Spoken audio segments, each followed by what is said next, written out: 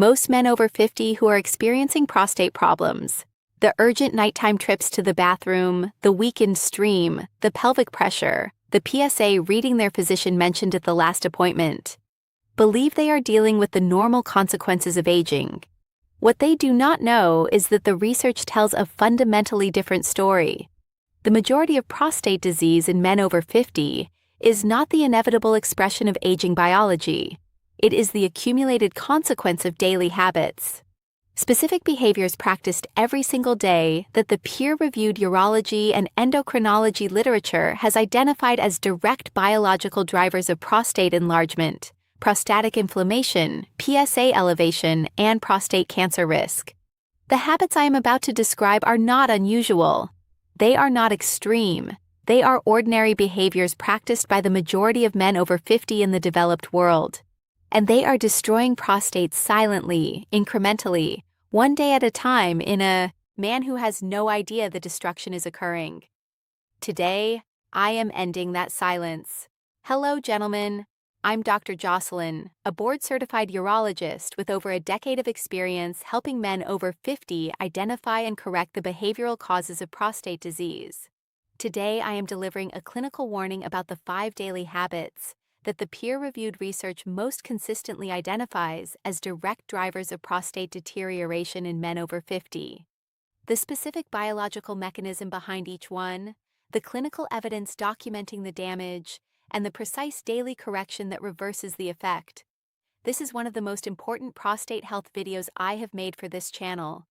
Every man over 50 needs this information. Most have never received it in a clinical appointment. A comprehensive systematic review published in the European Urology Journal conducted by researchers at the European Association of Urology's Guidelines Office synthesized evidence from 89 prospective studies involving over 300,000 men and identified the modifiable behavioral risk factors most consistently associated with benign prostatic hyperplasia progression, PSA velocity acceleration, and prostate cancer incidence in men over 50. The conclusion drawn across the synthesized evidence was unambiguous. Modifiable lifestyle factors contributed to the majority of clinically significant prostate disease burden in men over 50, with men engaging in 4 or more of the identified high-risk behaviors, showing a 3.2-fold higher rate of prostate disease progression compared to men who had corrected all identified factors. 3.2. 2 times higher progression rate from daily habits specifically. Today, I will name the 5 habits in that 3-2-fold risk elevation. Not to alarm you, to equip you, because knowing what is driving the damage is the only prerequisite to stopping it. Before we go further, hit that like button right now, comment below and tell me how many of these 5 habits do you suspect apply to your current daily life. I read every comment in this community. Subscribe so you never miss evidence-based prostate health guidance for men over 50. Now, let me take you through the biology and the 5 habits, starting with the foundational context that makes each one clinically significant. Before the 5 habits, you need to understand the 3 biological processes that drive prostate deterioration after 50, because every habit on this list accelerates 1, 2, or all 3 of these processes simultaneously. And understanding the mechanism is what transforms a habit change from a vague health recommendation into a clinically motivated daily decision. The first process is DHT accumulation, the conversion of testosterone into dihydrotestosterone by 5-alpha reductase in prostate tissue, with DHT driving prostate cell proliferation and glandular enlargement. The second process is chronic prostatic inflammation, the high cytological finding, present in over 75% of prostate biopsies in men over 60, independently driving both BPH progression and prostate cancer risk through NF-kappa B-mediated cytoine production. The third process is oxidative stress in prostatic endothelium, the superoxide-mediated damage to the vascular lining of the prostate that impairs blood flow, disrupts nitric oxide signaling, and creates the ischemic and inflammatory microenvironment that transforms a healthy gland into a diseased one over years of accumulated daily inputs. 5 habits, 3 mechanisms, 1 prostate that is registering the consequences of each habit every single day. A patient came to me at 62 with an IPSS of 22 severe and a PSA of 6.8 that had risen from 2.9 in 4 years. His physician had referred him for urology evaluation, expecting to find significant structural disease. What my evaluation found beyond a moderately enlarged prostate was all 5 of the habits I am about to describe actively present in his daily life and a biochemical profile that was a direct expression of their combined effect. His prostate was not diseased because of genetics or age. It was diseased because of breakfast, lunch, dinner, and the chair he sat in. Now, let me go through each habit in detail, beginning with the one that accelerates all 3 damage processes simultaneously. The first daily habit slowly destroying your prostate after 50 is a diet high in processed red meat and low in plant-based fiber. Specifically, the daily consumption of processed meats such as bacon, sausage, deli meats, and hot dogs, alongside inadequate vegetable and whole grain fiber intake, and the specific pathway through which this dietary pattern accelerates DHT accumulation, prostatic inflammation, and oxidative stress through 3 simultaneous biochemical mechanisms. Processed red meat contains heterocyclic amines, HCAs, and polyallyl aromatic hydrocarbons, PHs, formed during high-temperature cooking and curing. These compounds have been classified as probable human carcinogens by the International Agency for Research on Cancer, with specific evidence of genotoxic damage in prostate epithelial cells, confirmed in multiple in vitro and in vivo models. Simultaneously, the saturated fat content of processed red meat provides the substrate for excessive cholesterol synthesis, and excess circulating cholesterol accelerates 5-alpha reductase activity in prostate tissue by increasing the substrate availability for DHT precursor synthesis. The heme iron in processed red meat generates reactive oxygen species through Fenton chemistry in the digestive tract and systemically elevating the oxidative stress burden in prostatic endothelial tissue. And the absence of adequate dietary fiber characteristic of the processed meat-heavy dietary pattern allows the secondary bile acid deoxyolic acid to accumulate in the colon and be reabsorbed into portal circulation, where research has shown it directly stimulates NF-kappa B in prostate stromal cells. A prospective study published in the American Journal of Epidemiology followed 175,243 men for 10 years and found that men in the highest quartile of processed red meat consumption showed a 40% higher risk of advanced prostate cancer compared to men in the lowest quartile. A separate meta-analysis in the International Journal of Cancer confirmed a significant positive association between processed meat consumption and prostate cancer risk across 24 studies. And research from the University of California, San Francisco found that men who increased dietary fiber to 35 grams per day showed measurably lower intraprostatic DHT concentrations through the fiber's role in promoting bile acid excretion and reducing the enterohepatic recirculation that drives 5-alpha reductase substrate availability. Think of a processed, meat-heavy, low-fiber diet as triple-loading the prostate's 3 deterioration mechanisms simultaneously, providing the substrate for DHT overproduction, the inflammatory trigger for NF-kappa B activation, and the oxidative burden that damages prostatic endothelium, while simultaneously removing the fiber-mediated protection that would otherwise mitigate each of these effects. The correction is a Mediterranean dietary reorientation, not a dramatic elimination, but a systematic substitution. Replace processed meats with fresh fish, legumes, and poultry. Increase daily vegetable intake to 5 or more servings, and achieve 30 to 35 grams of daily fiber through vegetables, legumes, and whole grains. Beginning this week, audit your current daily protein sources and make one substitution per meal that moves you toward this profile. One patient, 59 years old, had consumed processed meat at 2 of 3 daily meals for over 20 years. His PSA velocity was 0.9 per milliliter per year. After 12 weeks of Mediterranean dietary transition without any other change, his PSA velocity had decelerated to 0.3 and his IPSS had improved by 5 points. He told me, "I thought food was separate from the prostate. The PSA number told me it was not." Comment below. How much processed red meat do you consume in a typical week? Be honest.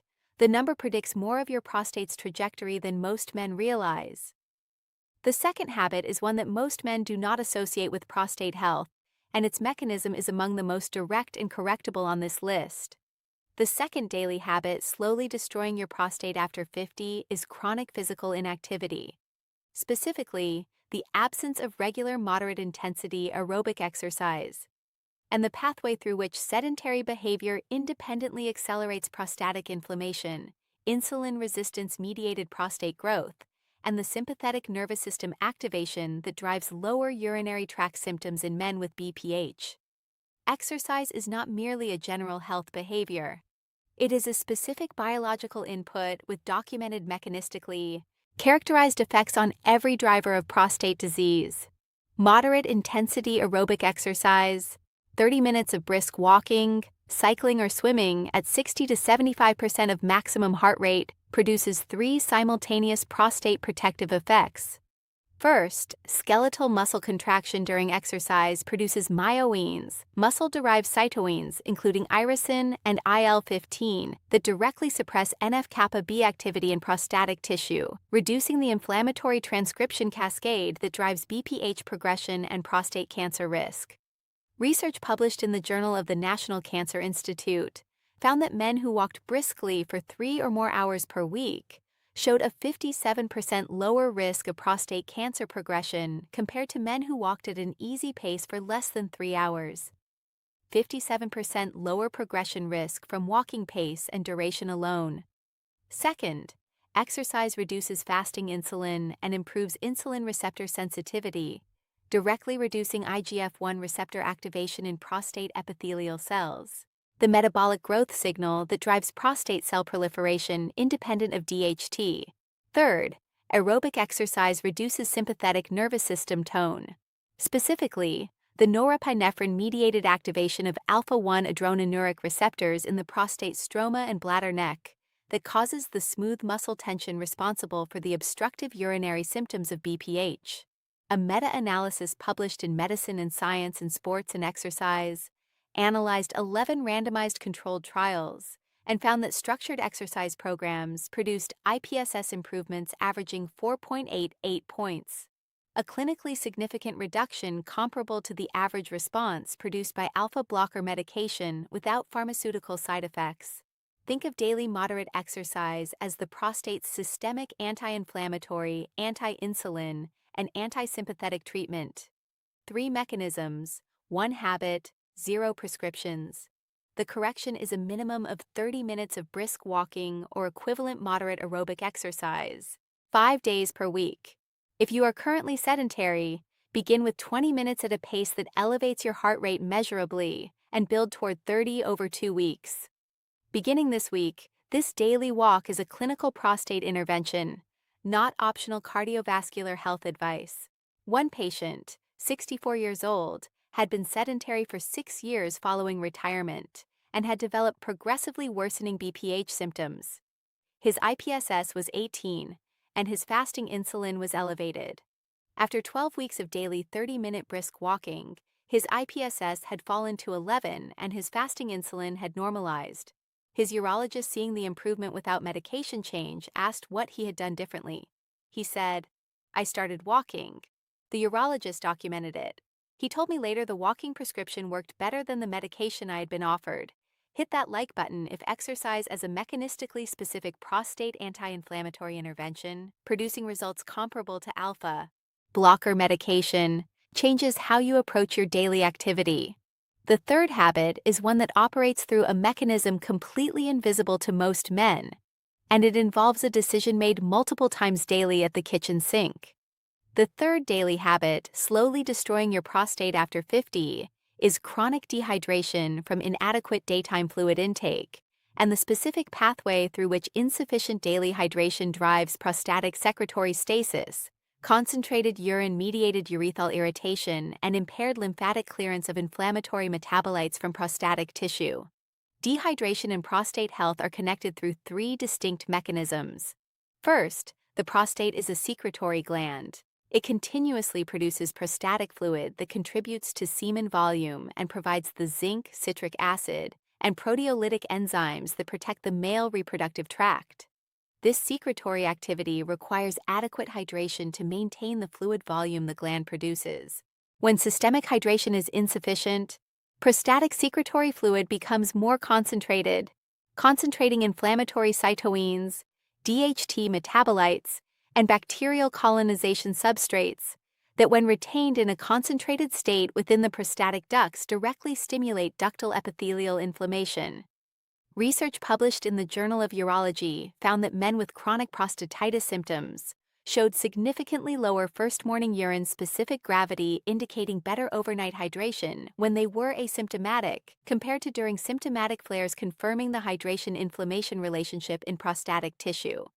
Second, concentrated urine, the consequence of inadequate daytime fluid intake, contains higher concentrations of uric acid, calcium oxalate, and ammonia that irritate the prostatic urethra at the point where the prostate surrounds the urethra, producing the urethral hypersensitivity that drives urgency and frequency, symptoms independent of prostate volume.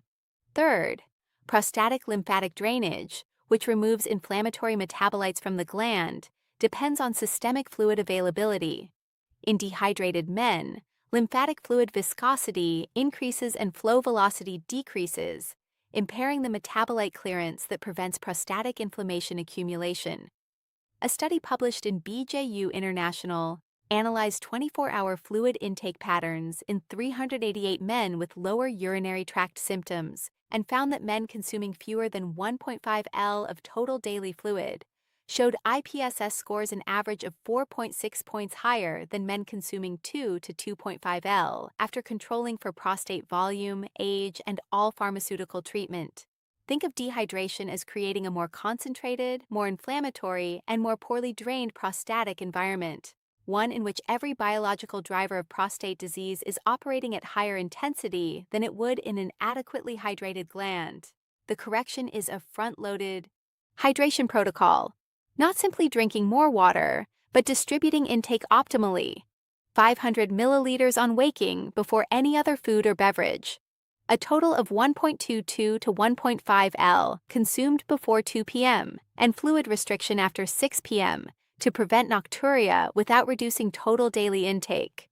This front-loading pattern maintains prostatic hydration throughout the day, while preventing the nighttime voiding episodes that disrupt sleep and melatonin production.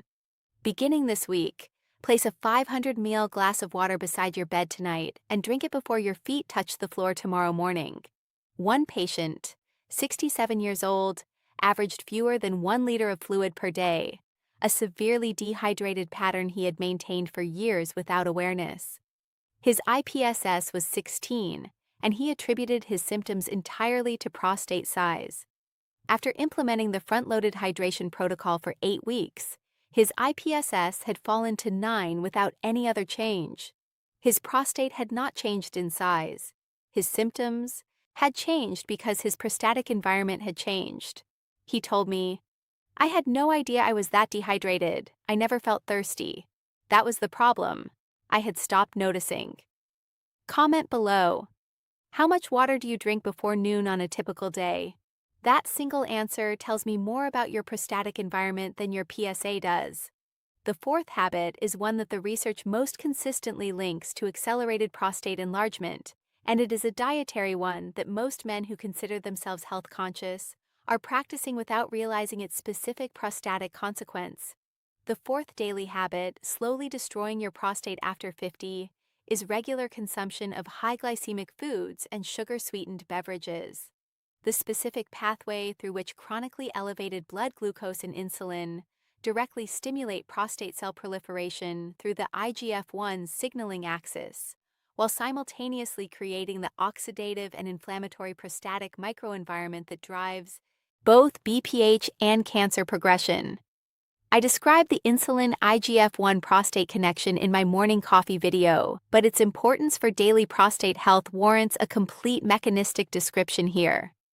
Insulin-like growth factor 1, IGF-1 is produced by the liver in response to insulin and directly activates the IGF-1 receptor tyrosine kinase on prostate epithelial cells.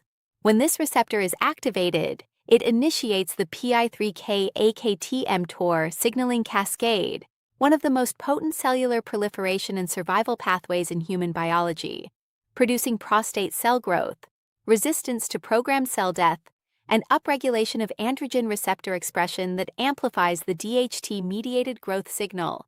Chronically elevated insulin from high glycemic diet keeps IGF-1 receptor signaling in a constitutively active state, the prostate's growth machinery running continuously rather than intermittently.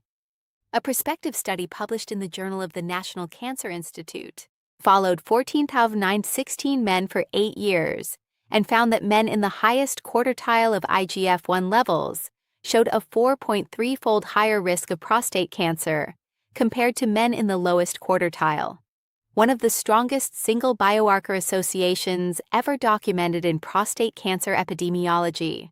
A separate analysis found that dietary glycemic index independently predicted both BPH progression and prostate cancer risk after controlling for all other dietary variables. And research from the Harvard School of Public Health documented that men who replaced high glycemic carbohydrates with low glycemic whole food alternatives showed measurably lower IGF-1 levels and slower PSA velocity over 5 years of follow-up. Beyond IGF-1, advanced glycation end products, AES, form from chronically elevated blood glucose, cross-link collagen in the tunica of prostatic blood vessels, reducing vascular compliance and impairing the microvascular blood flow that maintains prostatic tissue health. Think of a high glycemic diet as installing a permanently active growth signal inside the prostate, not a pulsatile hormonal signal that rises and falls with normal testosterone variation, but a flat continuous metabolic signal that keeps the proliferation machinery running at baseline regardless of what the hormonal environment is doing. The correction requires eliminating sugar-sweetened beverages entirely, the highest glycemic common dietary input, and replacing refined grain carbohydrates with whole grain, legume, and vegetable sources that produce a lower and slower insulin response. The Mediterranean dietary pattern achieves this substitution most comprehensively. Beginning this week, eliminate all sugar-sweetened beverages and audit your daily refined carbohydrate intake against the Mediterranean dietary template. One patient, 56 years old, consumed sweetened coffee drinks, a midday sandwich on white bread, and an evening dessert daily, a dietary pattern producing chronic insulin elevation that his metabolic markers confirmed. His PSA had risen from 1.8 to 4.22 in 3 years. After 12 weeks of Mediterranean dietary adoption with complete elimination of sweetened beverages, his fasting insulin normalized and his PSA velocity had decelerated from 0.8 to 0.15 nanogs per milliliter per year. He told me, "I was feeding my prostate something it could not stop responding to. Changing the fuel changed the response." Hit that like button if the IGF-1 receptor 4 threefold prostate cancer risk association and its connection to what you eat daily clarified why dietary change is a prostate medical intervention, not just a general wellness choice. The fifth and final habit is the one that most directly undermines the hormonal environment the healthy prostate depends on. And it is a behavioral pattern so normalized in modern life that most men do not recognize it as a clinical risk factor at all. The fifth daily habit slowly destroying your prostate after 50 is chronic sleep disruption.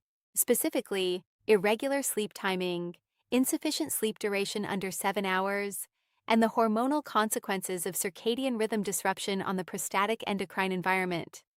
I describe the relationship between sleep and testosterone in my video on nighttime habits, but the prostate-specific evidence for sleep disruption as a direct driver of prostate disease progression deserves its own complete mechanistic presentation here. The prostate's hormonal environment is governed by 3 circadian-dependent hormones: testosterone, which peaks in the first waking hour and is produced predominantly during slow-wave sleep; melatonin, which is produced exclusively during darkness and serves as the prostate's primary anti-proliferative nightly signal; and cortisol, which peaks on waking and whose chronic elevation suppresses testosterone while driving prostatic NF-kappa B-mediated inflammation. All three hormones are produced, regulated, and calibrated during the sleep cycle. When sleep is insufficient in duration or irregular in timing, the two most common patterns in men over 50, all three hormones are simultaneously disrupted. Testosterone production is reduced by up to 15% for each hour of sleep below the 7-hour threshold. Melatonin peak amplitude is suppressed by both insufficient slow-wave sleep depth and any light exposure during the sleep period. And cortisol awakening response is dysregulated, elevated on days following poor sleep, creating a chronically inflammatory hormonal starting point for every prostatic process that follows. A large prospective study published in Cancer Epidemiology, Biomarkers and Prevention followed 2,101 men for an average of 7 years and found that men with chronic sleep disruption, defined as difficulty falling asleep or maintaining sleep on 3 or more nights per week, showed a 76% higher risk of advanced prostate cancer compared to men without sleep disruption. 76% higher risk from a sleep pattern, not from a carcinogen, not from a pathogen, from how and when a man sleeps. A separate analysis in the Journal of Clinical Sleep Medicine found that short sleep duration under 6 hours per night was independently associated with accelerated PSA velocity, the annual rate of PSA increase, after controlling for age, BMI, and all other prostate risk factors. Think of chronic sleep disruption as simultaneously withdrawing the prostate's testosterone supply, switching off its nightly melatonin shield, and activating its cortisol-mediated inflammatory cascade every night, compounding across months and years, building the hormonal environment in which every other habit on this list operates at maximum destructive efficiency. The correction requires 3 simultaneous interventions: a consistent sleep and wake time 7 days per week, including weekends, to stabilize the circadian rhythm that governs all 3 hormones, a bedroom temperature of 65 to 67 degree F to optimize slow-wave sleep depth and melatonin amplitude, and a 900 p.m. screen cut off to prevent blue light-mediated melatonin suppression, as I described in my nighttime habits video. Beginning tonight, your sleep timing is a clinical prostate intervention. Set your wake time first, a fixed time 7 days per week from which to anchor your circadian rhythm. Then count backwards 7.5 hours to set your bedtime. That bedtime is now a medical appointment you cannot cancel. One patient, 63 years old, had worked a variable schedule for 25 years, early starts on some days, late nights on others, and described his sleep as consistently under 6 hours and chronically fragmented. His melatonin metabolite was in the bottom 10th percentile for his age group. His testosterone was 231. His PSA velocity was 1 nanogs per milliliter per year. After 12 weeks of implementing the circadian sleep protocol, fixed wake time, 65-degree bedroom, 9:00 p.m. screen cutoff, his melatonin metabolite had risen to the 38th percentile, his testosterone to 312, and his PSA velocity at 6 months had decelerated to 0.2. His urologist documented the hormonal and PSA changes as clinically significant. He came to my office and set his before and after hormone panels on my desk. He said, 2 years of a schedule that was destroying something I could not see. 12 weeks of the same wake time every day changed all 3 numbers. Here is the complete corrective protocol. 1 correction for each habit, 1 timeline for implementation, synthesized into a practical framework beginning